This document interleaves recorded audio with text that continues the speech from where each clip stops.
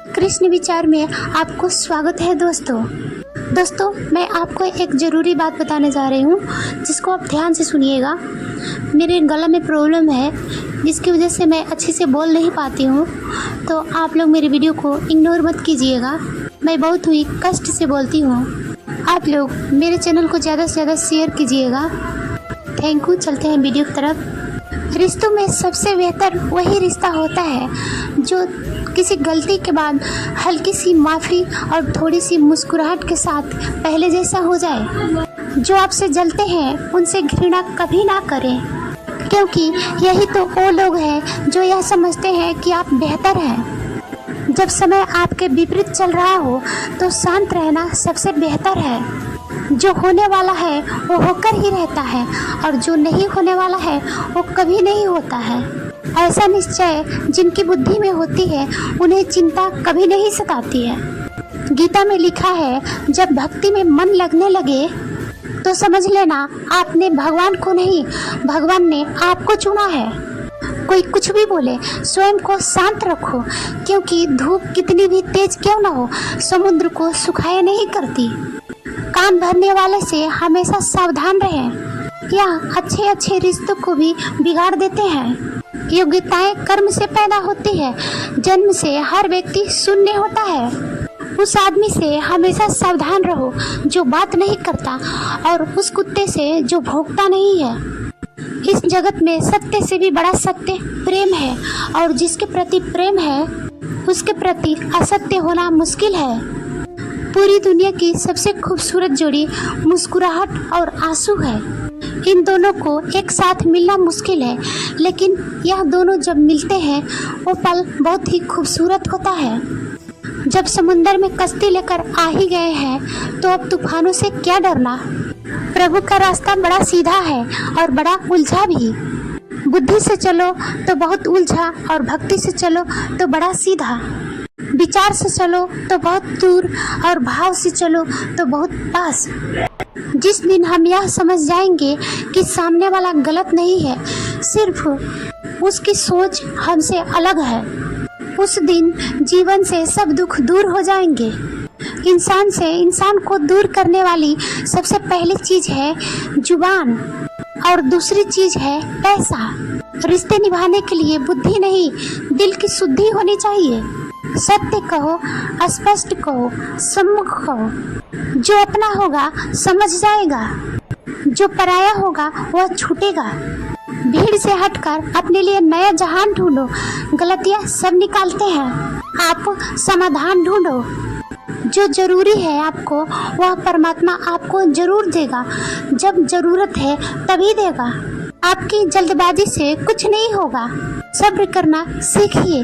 सत्य कभी दावा नहीं करता कि मैं सत्य हूँ, किंतु झूठ हमेशा दावा करता है कि केवल मैं ही सत्य हूँ। किसी का मन और मौन बहुत ही कम लोग ही समझ पाते हैं। नियत साफ और मकसद सही हो तो यकीनन किसी न किसी रूप में ईश्वर भी आपकी मदद करते हैं। जब ऊपर वाले ने आपसे कुछ लेता है तो ये मत समझो कि वो कुछ दंड दिए हैं। हो सकता है उसने आपका हाथ इसलिए खाली किया हो, पहले से कुछ बेहतर और अच्छा देने के लिए।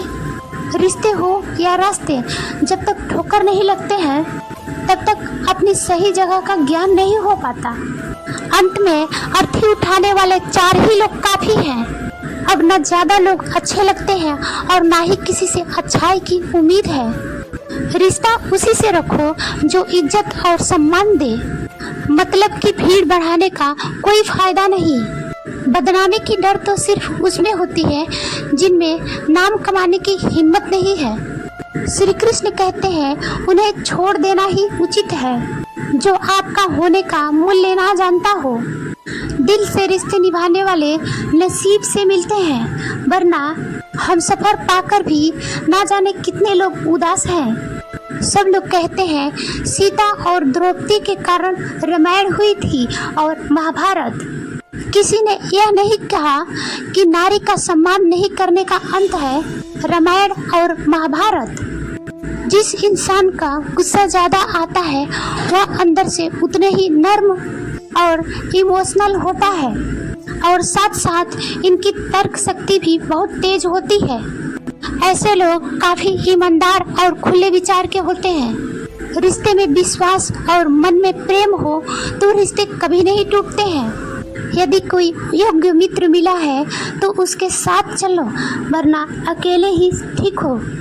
जिंदगी में कभी भी यह मत सोचो कि कौन कब और कैसे और कहाँ बदल गया। सिर्फ इतना देखो कि वह तुम्हें सिखाकर क्या गया। यही जीवन का ज्ञान है। पीड़ाएं केवल दुख नहीं देती, ध्यान भी देती है। अगर आप अपने अवचेतन मन पर यह डालते हैं कि आपको बस 3 घंटे बाद ही उठना है, भले ही आप 2 दिन से ना सोए हैं, लेकिन 3 घंटे बाद तरोताजा करते हुए भी आप नींद से उठ जाएंगे। जवानी आप संसार को देते हो और बुढ़ापा परमात्मा को। आपको देने से यह पता चलता है कि मूल्य किसका है। जवानी आप व्यर्थ को देते हो और बुढ़ापा मूल्यवान को।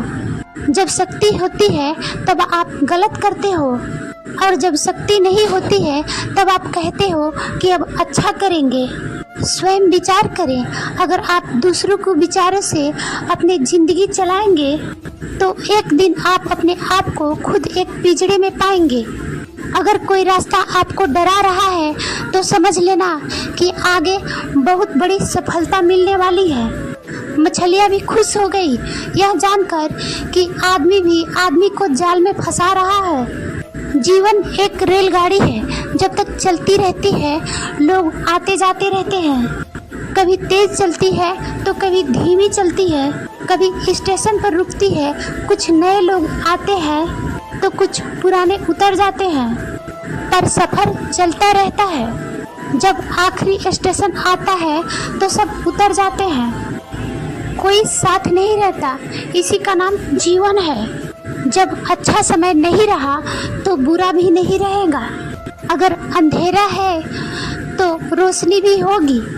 इंसान इतना गिर गया है, अपने बच्चों को जन्मदिन मनाने के लिए किसी बेजुबान को मरण दिन बना देता है। कभी मन को मना लेना ही बेहतर होता है। हर जिद हमें खुशी नहीं देती। अगर किसी की पत्नी कोई बात के लिए हट कर दे तो दुनिया का कौन पति अपने पत्नी का हट का इनकार करता है। और तो और हमारे रामचंद्र जी महाराज को देखिए। सीता जी ने कहा, मैंने स्वर्ण मृग देखा है, मुझे वही मृग चाहिए। अब स्वर्ग मृग तो कोई होता नहीं। इतनी समझ तो गुरु माँ के बालकों में भी है, एक साधारण व्यक्ति को भी होती है।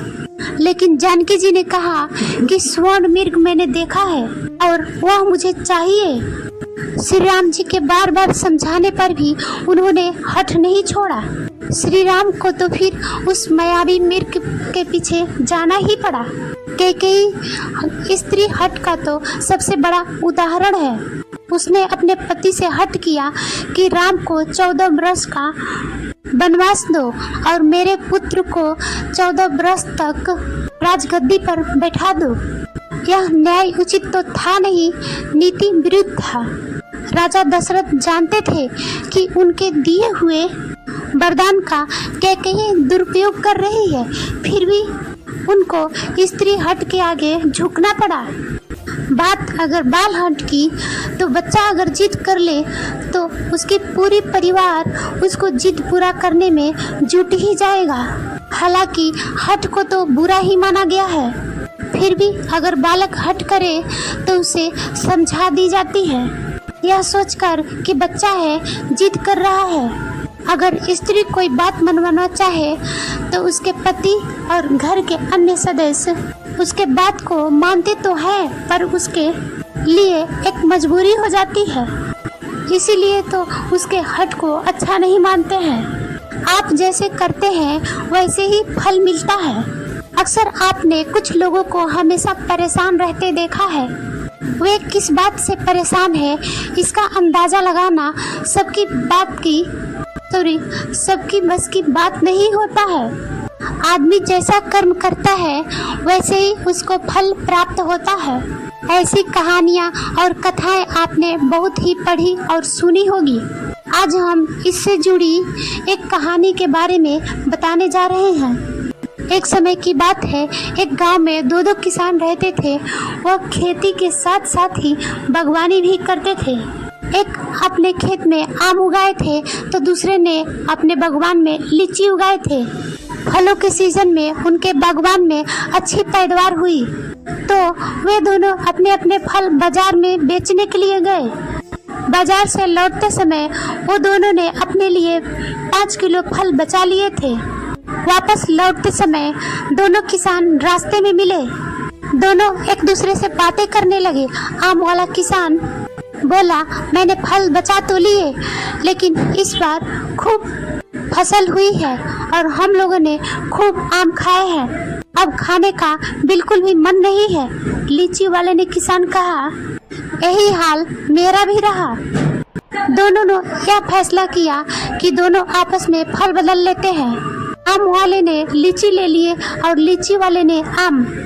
लेकिन आम वाला किसान बहुत लालची था। उसने दूसरे किसान से नजर बचाकर कुछ आम अपने लिए रख लिए। वही दूसरे और लीची वाला किसान आम पाकर बहुत खुश हुआ। वे दोनों अपने घर चले गए।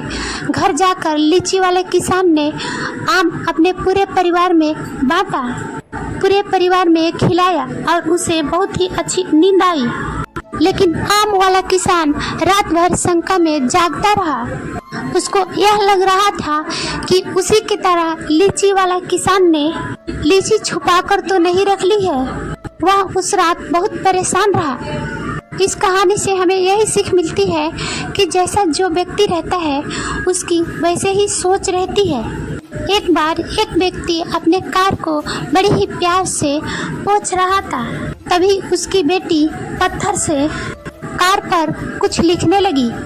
कार पर खरोंच लगती देखकर पिता को इतना गुस्सा आया कि वह बेटी का हाथ जोर से मरोड़ देता है, इतनी जोर से कि बच्ची की उंगलियां टूट जाती है। बाद में अस्पताल में डैड से बेटी पूछती है कि डैड, मेरी उंगलियां कब ठीक होगी। गलती पर पछता रहा पिता कोई जवाब नहीं दे पाता। वह वापस जाता है और कार पर लात से गुस्सा निकालता है।